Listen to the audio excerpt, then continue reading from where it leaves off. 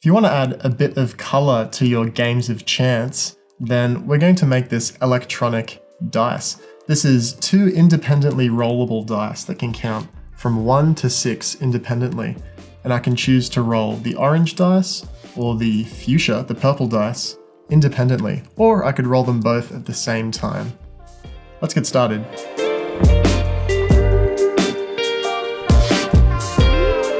We'll start by wiring our rainbow to our microbit.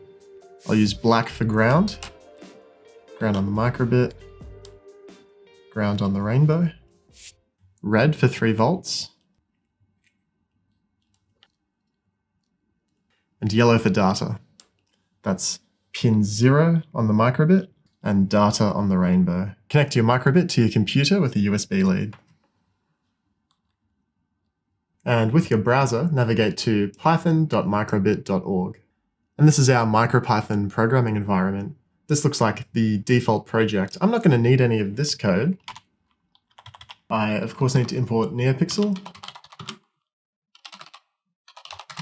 GlowBit is compatible with the NeoPixel driver library. And of course, we're making some dice, so I'm going to need some random numbers from random import randint, so we can generate random integers, that's whole numbers.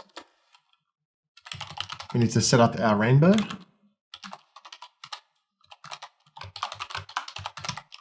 On pin 0, and we have 13 LEDs. So this project's all about displaying 2 separate pieces of information on the rainbow. We have our dice A and dice B. So that means we're probably going to need to use 2 different colors. I'm going to define orange to be 51, 33, and 0, and fuchsia to be 51, 0, and 51. Fancy purple. So the way our dice works is that depending on which button we press, we can get a dice roll on each half of the rainbow. So I'll check first up if button A was pressed. And that's going to be roll the left die. Oh, I forgot my colon. So we're going to need some value, some dice value, and that's going to be a random integer between 0 and 5. It could be 1 to 6, but we'll pick 0 to 5 because we can index our LEDs very easily that way. So now we just need to eliminate that number of LEDs. I'll run a for loop for I in range 0 to 6. And how can we check if we need to light that LED up? Well, if we roll a 3, we want to illuminate LEDs 0, 1, and 2. So that really means anything less than the number we roll. If I is less than, and actually it's going to be less than or equal to because we're off by 1 because we're starting at 0. If I is less than or equal to value,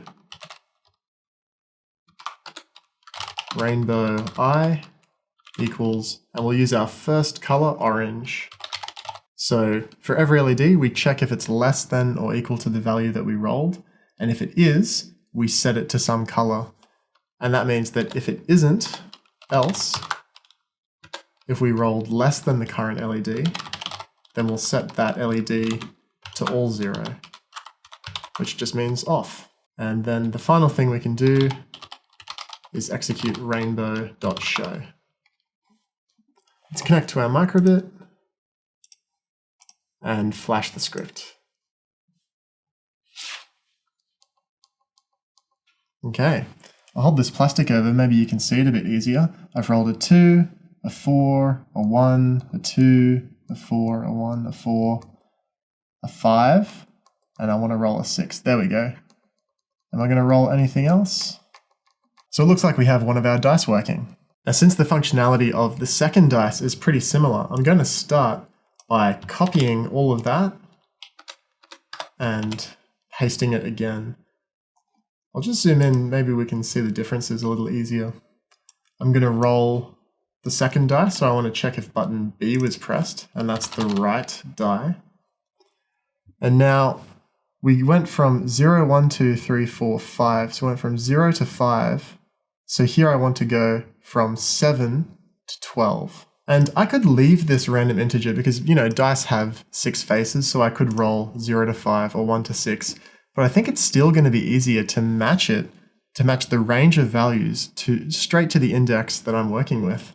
So I could make this 7 to 12. So in fact, it's like our second dice has a bottom value 7 and a top value 12. But when we read it, we'll just see 1 to 6 LEDs. We'll use the same logic again. And we'll make this fuchsia. So this will give us our second working die. Let's flash the code. Okay, we've got the left die and we've got the right die. But at the moment, the right die is working just like the left die. It's counting from left to right.